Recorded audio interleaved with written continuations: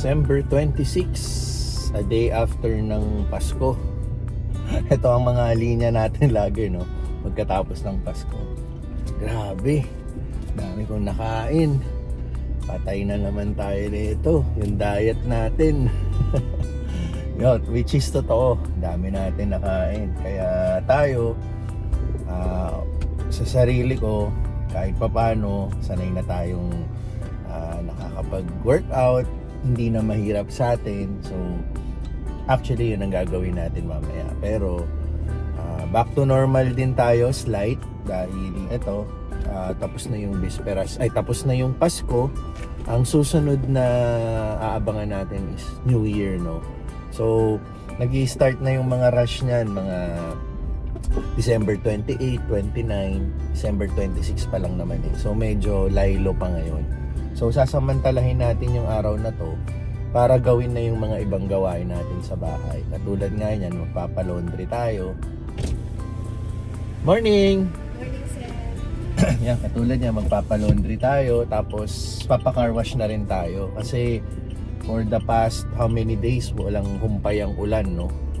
So, busy rin kasi si na Richie at minsan kasi, pinapakiusapan natin si Richie na linisin yung kotse. Ngayon, nililinis niya yung kotse ni Tin. So, nakakaya naman dalawang kotse ipalinis natin.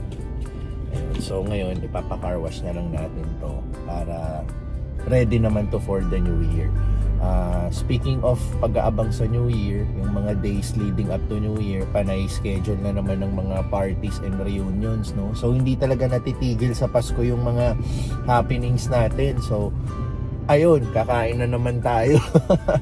So, ganun talaga, no? Itong holiday season. Kaya pag patak ng New Year, di ba, ang laging New Year's resolution natin, magda-diet na talaga ako. Hindi na ako kakain ng mga ganyan. Pero, syempre, sa mga panahong ito, holiday, napakahirap kasi talaga tiisin, no? Lahat ng temptation, sa pagkain, sa happenings, napakahirap. Tapos pag hindi ka naman kumain, minsan, ang feeling mo, napaka-KJ mo, hindi ka nakikisama. Kaya yun, napapasubo ka talaga no? Napapakain ka ng mga, lalo na pag nakahain na sa'yo yung mga masasarap na pagkain, lagi mong iisipin, minsan lang naman to, hindi naman palaging may nakalatag na pagkain sa harap mo na ganyan. Kaya mapapakain ka talaga Kagabi nga lang, turn naman ng family ni Vincent, nagkita-kita kami. May highlights nga pala, papakita ko later, mga pictures, no? Ng naging celebration namin kahapon. So, ayun, balik tayo.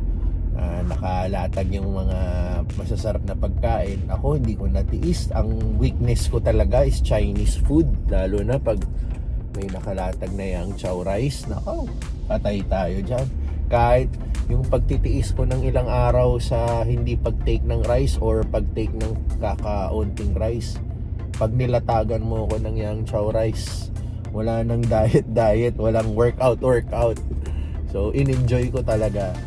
Kaya ngayon, titiis muna ulit tayo ngayon, bukas, at hanggang dumating na naman yung mga reunions natin. Doon na naman tayo babawi. So, ayun.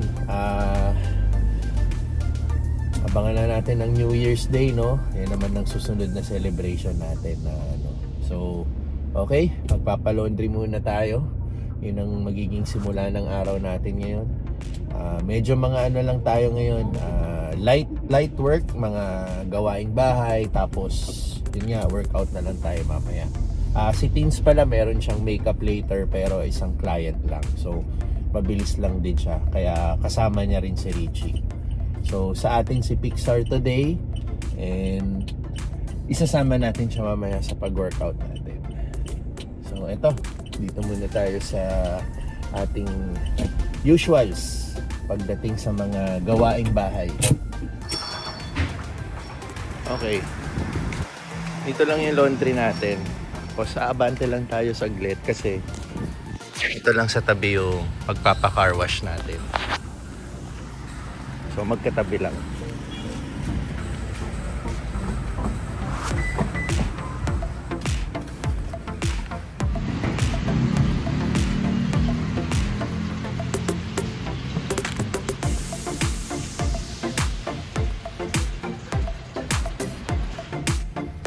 Ayan, malinis na ulit. Tatapos na sila kuya. Ayos.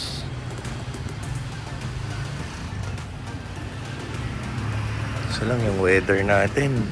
Medyo dumidilim na naman. Pero paparada na natin pagtapos. Pahinga muna siya ngayon.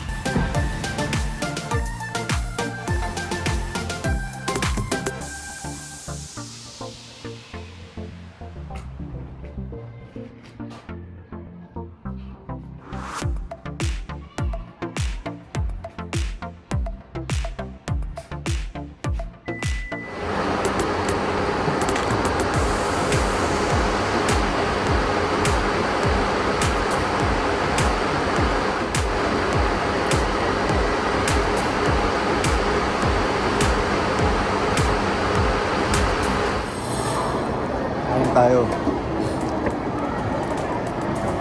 Pauchin. Ito. Order ako ng sorry, dami ko na nakain eh. Ngayon ko lang naisip ipakita. Pauchin, beef wonton, sweet chili sauce. Tapos nag-ice coffee tayo. Ang ating usual. Gusto nga pala tayo mag-workout. Deliver tayo kanina ng itlog. So, yun lang yung trabaho natin for today. And then, itong, ano ba ngayon? Friday. Sa Sunday, punta kami ng Pampanga. Christmas party reunion ng side ni mother ko. So, yun, mabavlog ko yun. Pakita ko yung magiging kaganapan. Bibiyahe kami, Pampanga, tapos ano lang kami doon, day trip. Actually dinner. Uwian din kami, hindi kami mag-overnight. So dito naman sa SM, December 27 na, nag-i-start na ulit mag-build up yung mga tao leading to New Year, di ba? Naglaylo sila nung mismong araw ng 25 and kahapon. So ngayon, parang back to full force yung tao. Dami ulit tao, nahirapan ako sa parking kanina.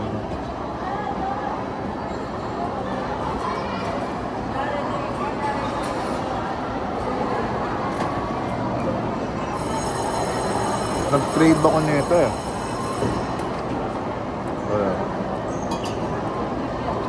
Nag-crave ako nitong Pauchin. Itong Pauchin na to. Itong aking go-to college food.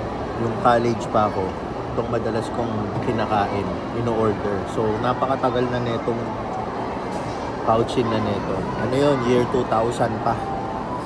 Year 2001, 2002, parang gano'n. Ito ang food ko.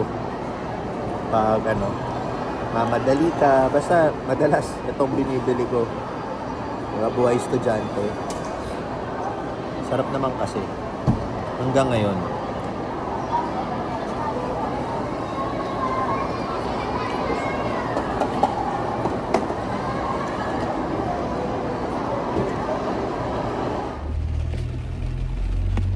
December 28, Sabado. Napakaulan na umaga. Non-stop. Medyo malakas.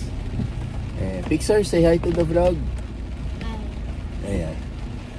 Kasama ko si Pixar, ihahatid ko sa bahay ng kapatid ko. Kasi si Papa finally nakauwi na dito sa Las Piñas, no? Nakabiyahe na siya from Bicol. Yun, dumating siya, ano na ba ngayon? December 20. Dumating siya December 26. So kahapon December 27, marami siyang inasikaso. So today, free siya at nilaan niya yung araw na to para sa kanyang mga apo.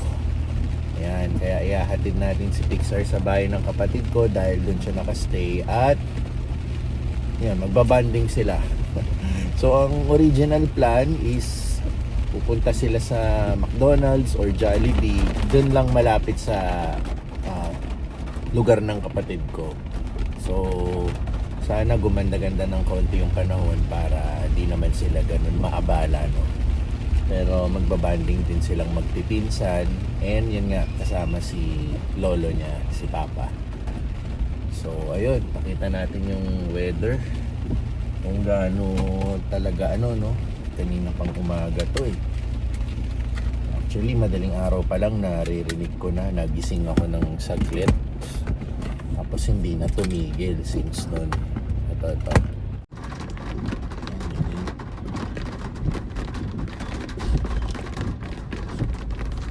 Ayan ho ang sitwasyon. Basang-basa ang kalye, walang tigil ng ulan. So, hopefully wala naman binabaha sa mga madalas bahain, no? So, tama lang sana. So, ayan, yan ang ating December 28.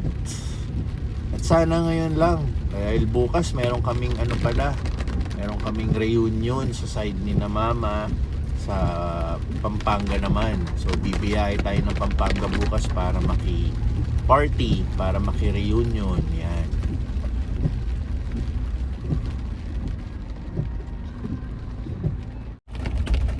Lapit na kami. So makikita niya na ulit si lolo niya pagkatapos ng ilang buwan din yun, no? Ang huli yatang dito sa Las Piñas si Papa is I think bago mag-birthday ko ng last September, August. Nandito yata siya last August. So ilang buwan din yun. Tagal din. Ayun.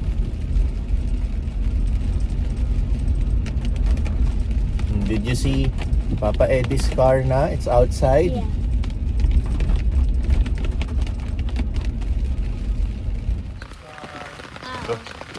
Leave the phone na yan.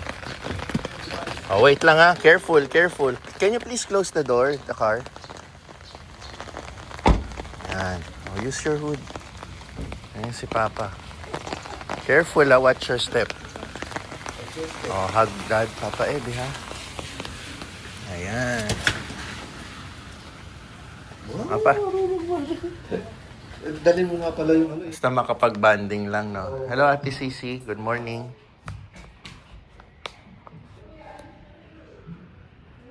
Okay. Finish na tayo mag-workout. So, tumitila-tila na rin yung ulan. Lumalabas na ng kaunti yung araw. Pero ito gloomy ulit. Siya nga pala, nakalimutan kong batiin si Kuya Ching at si Ate Jing ng happy anniversary. Yan. Belated happy birthday din kay CJ, yung anak ni Kuya Ching. So, birthday niya nung nakaraang Pasko yata. No? And then, kahapon yata, or the other day, anniversary nila. So, happy anniversary sa inyo. And then, yung mga nag-greet sa atin ng mga Merry Christmas, mga kaibigan ko. Merry Christmas ulit sa inyo. And, Happy New Year na rin. So, ayun.